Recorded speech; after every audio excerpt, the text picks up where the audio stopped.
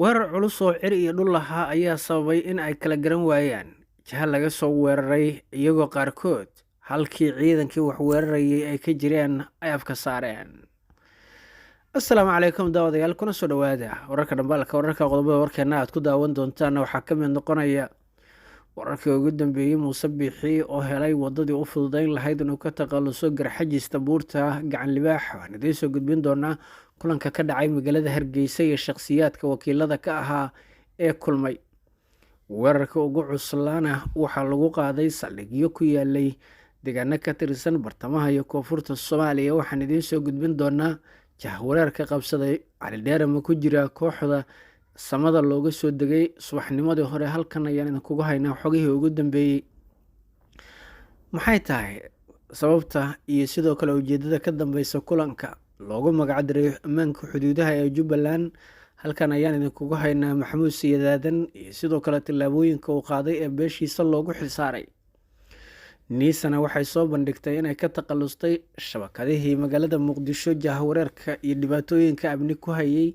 Waxaan idiin haynaa tallaabooyinka la qaaday, sidoo kale Farmaajo iyo Xasan Sheekh Maxamuud labada arrin ay ku kala duwan yihiin.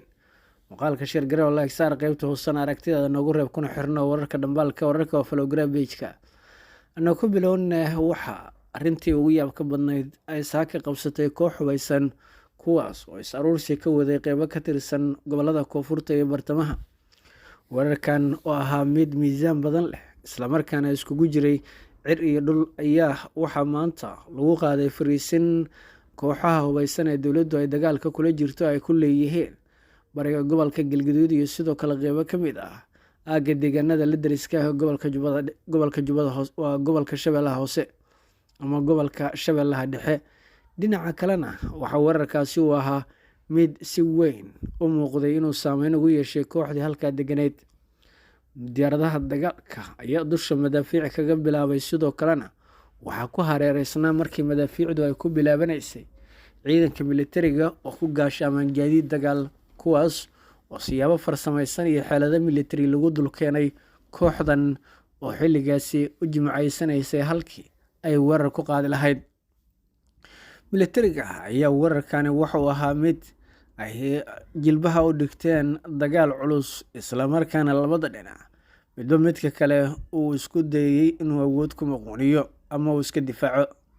Wasiirka wasaaradda difaaca Soomaaliya Cabdulqaadir Maxamed Nuur ayaa xaqiijiyay in dagaalkan uu ahaa mid ka duwan dagaaladii hore, waxaana dagaalka xooggiisa uu ka socdaa isla markaana uu ka dhacay aagga deegaanka Daaro Nicmo ee ka tirsan gobolka Shabeellaha Dhexe. Daaro Nicmo waxay ahayd deegaan ay degan yihiin kooxo kala duwan. Waxa uu sheegay in Daaro Nicmo ay tahay meesha ugu adag ee aaggeeda dagaalka culus uu ka dhacay, isagoo weliba sheegay in ciidanka militarigu ay isticmaaleen xeeladihii ugu cuslaa iyo taatikooyin xirfado badan leh, isla markaana si gaara looga soo fikiray, isagoo weliba inta hadalkiisa kusii daray in weerarkani uu ahaa sidoo kale mid ay ka qayb galeen saaxiibada Soomaaliya. Ciidamada militariga Soomaaliya oo iskugu jira ciidanka Gorgor ee Turkigu uu tababaray, ciidanka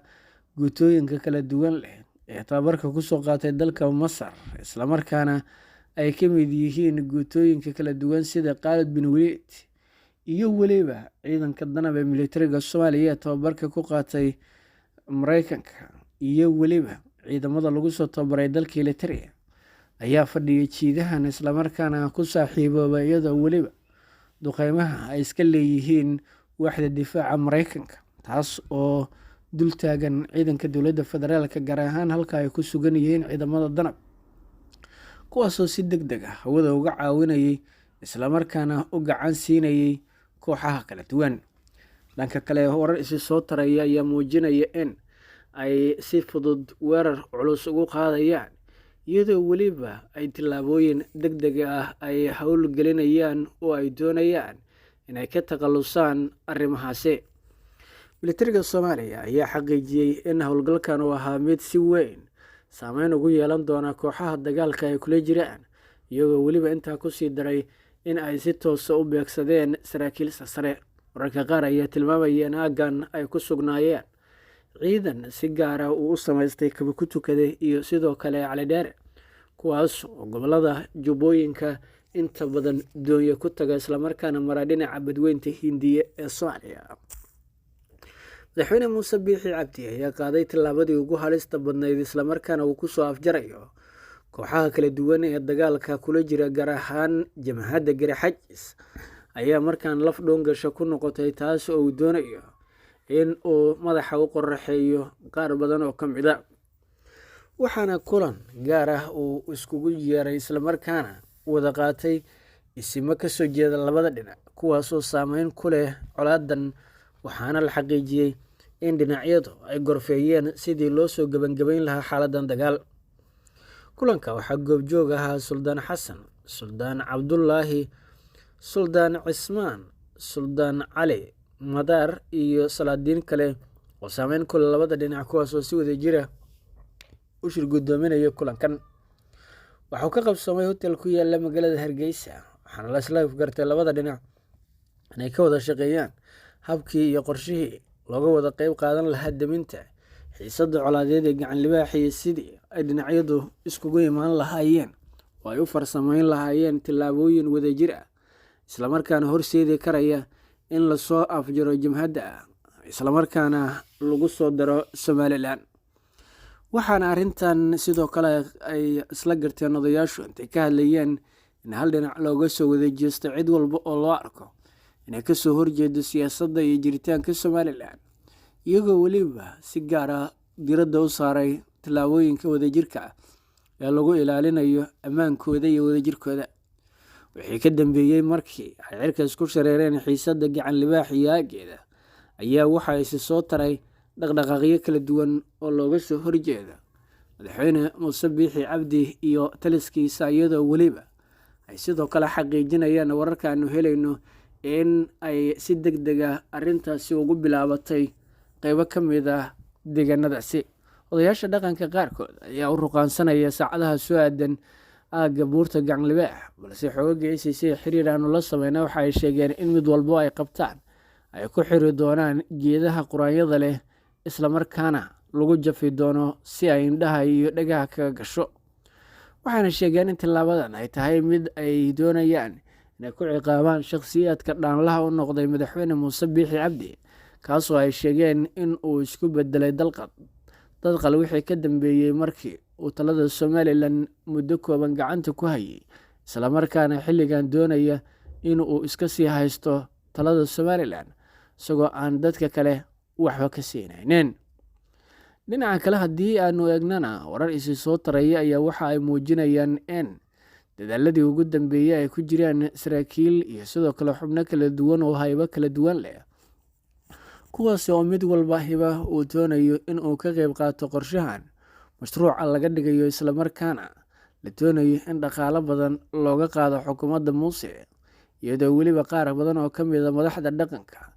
iyo daqowduba ay doonayaan in ay dul istaagaan oo ay fiyaan tab walba iyo qorshe walba oo lagu qaada dhigayo arrintan, islamarkaana looga gungaarayo. dhinaca kalena xogaha ay si soo taraya ayaa waxay muujinayaan in ciidanka RRU ee loo diray aaggaasi iyaguna ay dul fadhiyaan, iyadoo weliba jamhaddu aynan aqbali doonin in ciidan iyo odayaal wada socda ay kasoo agdhowaadaan. dhinaca kalena hay-adda sirdoonka qaranka Soomaaliya ayaa la xaqiijiyey inay ka takhalustay dhammaan kooxihii unugyadii dilayaasha iyo sidoo kale qarxiyaasha iskugu jiray ee Muqdisho. wixii ka dambeeyey muddo howlgallo si toose ay kaga socdeen caasimadda, lana keenay ciidan daljirayaal dhiiran oo si gaar ah u beegsada ururada iyo kooxaha, ayaa waxaa la xaqiijiyey in guud ahaanba shafka ciidda loo dhigay kooxihii hubeysnaa ee kasoo horjeeday qadiyadda nabadgelyada iyo jiritaanka jamhuuriyadda Soomaaliya, iyadoo weliba ammaanka caasimaddu uu noqday mid marba marka ka dambeysa soo hagaagaya.